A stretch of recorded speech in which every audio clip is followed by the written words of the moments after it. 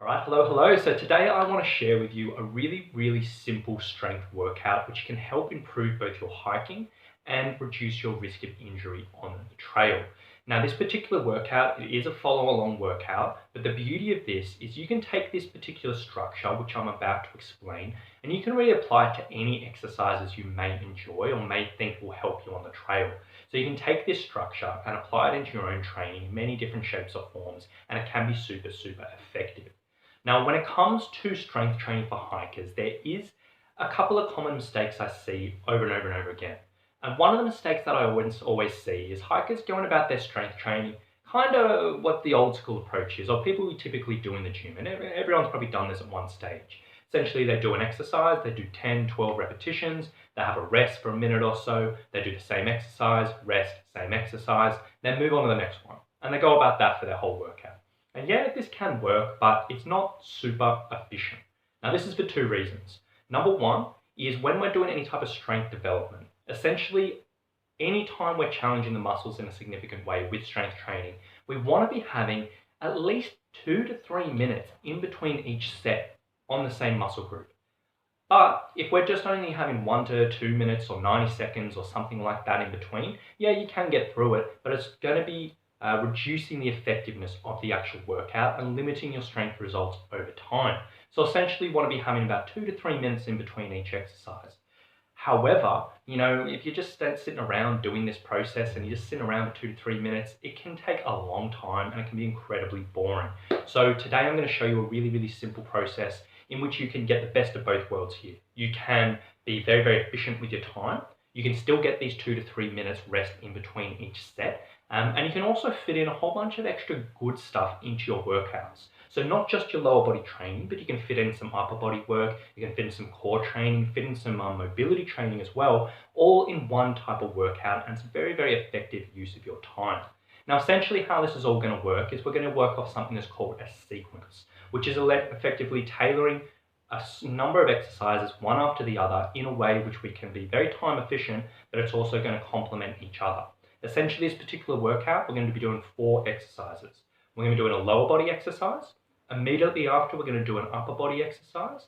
Immediately after that, we're going to do a core exercise. And immediately after that, we're going to do a mobility exercise.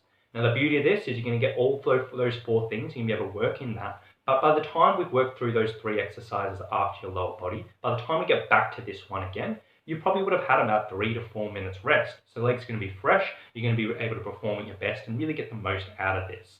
So this follow along workout, you can literally just copy the same exercises. I'm going to explain a few bits and pieces, or you can take any similar exercises, so lower body, upper body, core, or mobility exercise, sub it in there, and it can be a really effective use of your time. It can create a really great workout without having to think about too much. So enough about that. Let's get into the workout. I've got Andrea demonstrating everything, and we'll get into it right now. Here is the workout we've been working through. We've got the lovely Andrea being the demonstrator here. Very first exercise up, we've got the step down. Now, I always say the step down is the single best exercise any hiker can be doing for their preparation. Absolutely amazing for improving quadricep strength, glute strength, improving stability through the ankles, through the knees, through the hips, improving your balance. And it is super relevant for anyone on the trail. Now, a few pointers here. First and foremost, you can watch Andrea's knee as she comes down. Most important thing you want to be doing with this is not letting the knee knock inwards, which you can see she's putting a lot of concentration into, and she's doing a good job. Essentially, when you first do this, your knee will probably be super wobbly, which is an indicator that, certain muscles need to get stronger. Number 2, if you do struggle with balance, Andrea's been doing this for a while and she does, balance is an issue. So she's using a single trekking pole. You can use 2 trekking poles as well as you come through. Now, you may be looking at this exercise and saying, look, this is really easy. I could do this in my sleep. So the ways to make this more difficult is you can increase the height of the step pretty much as high as you really want. You can add a little bit of weight, either holding a dumbbell or 2 or having a pack on your back, or you can just slow down the movement. So this is about 4 seconds on the way down. Instead, you can do about 5 seconds. So that's exercise number 1. We've just done 10 repetitions on each leg there. Really good start. Now, what we want to be looking at now is we've shifted from a lower body exercise into an upper body exercise. Our legs are having a rest, but we want to use this period for good use. So right here, Andrea's doing something that's called a 3-point row, which is a fantastic exercise for developing muscles in the back, and also a little bit of biceps. So as you can see here, she's got one dumbbell. You can also use this with either a band or with a loaded pack, whatever you want. She's got one arm on that chair to help with the stability, so her lower back's not really doing anything. And she's really, really concentrating on keeping tension through the upper back, keeping her shoulders back and down and working through this motion. As you can see, she's doing a little pause at the top and she's doing a really nice controlled lower as you come through. So in that particular situation, even if you're using a relatively low weight, you can get a lot of tension through the muscles, a lot of stimulus. Now, again, with this exercise, you can make this more difficult by adding a little bit extra weight on top, or you can add extra longer pause at the top, or you can add a longer lower as you come through. But the main thing you want to be looking at here is just making sure the torso is nice and still. You're not like wobbling, going crazy with it all, but it's just really that arm, and you feel a nice squeeze through the middle of the back, through the sides and the lats, and also maybe the biceps are doing a little bit of work. So in this demonstration, I think Andrew's doing about 10 or 15, something like that. So now she's done her lower body and her upper body exercise. Next exercise in this sequence, we're going to do a core exercise. And this particular one we're about to do is the dead bug, which is absolutely one of my favorite exercises for hikers. Now, as you can come through here, main aim of the game is Andrea with her lower back. When you first try to do this motion, your lower back's going to want to pop off the floor.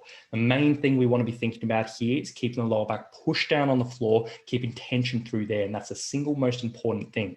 And what this is developing as we come through, it's called anti-extension strength. So it's teaching the lower back teaching the core to prevent hyperextension and extension through the lower back, which is super, super important when you're on the trail, when you're going to pack on your back, when you step in a pothole or whatever it may be.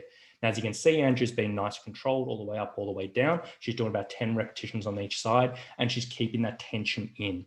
Now, if you did want to make this a little bit harder for yourself, you can increase the repetitions. You can go a little bit slower, or where Andrew's legs are starting in that start position, you can see they're about 90 degrees at that start position. If you want to make this harder, you can simply have that start position, but push your legs out a little bit further. So that's going to be challenging the core stability a little bit extra there. And then steps above this, you can start holding a weight in 2 hands straight above your head. You can start holding a weight in 1 hand, whatever you want to do, or add extra time. And then the fourth exercise in this sequence, so now we've gone lower body, upper body, core, we're just going to have a simple stretch here. So Andrew's just doing a calf stretch just for 30 seconds on each side. Ideally, when we're doing this, we're going to be stretching the muscles which aren't actively working in this workout.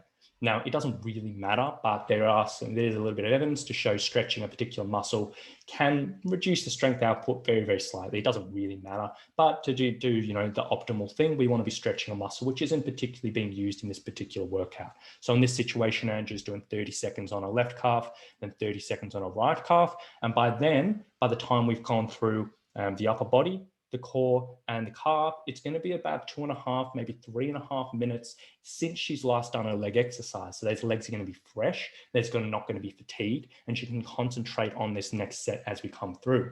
And as you can see, it's a lot more beneficial, a lot more productive than just sitting around and waiting for 2.5 minutes, 3 minutes in between sets, which is a waste of time. Here, we've sort of crammed in everything we want. We've done a nice sequence where by the time she gets to the end here, she's going to be fresh. And look, now she's back on track. Set number 2, she's going to go through this and work through it. So she's on the step downs again, then she's going to go to the 3-point row, then the dead bug, then the calf, and she'll repeat this 3 or 4 times.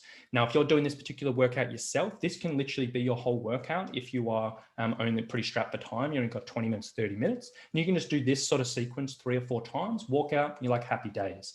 Typically, if I have hikers doing something a bit longer after this, then we'll continue on and we'll add another sequence after. So we'll choose another lower body, another upper body, another core, another stretch, and do that afterwards. The second sequence typically will work on different muscles. So in this one, we've been doing, we can see you're working the quadriceps and the glutes on this particular movement. So we might choose one that's working a bit more the hamstrings or something like that. And then essentially on the second one as well, I often do higher repetition stuff. So we might do stuff that's a little bit more burny, a little bit more of a struggle there, and you can finish off the workout, or you can break it out any way you want.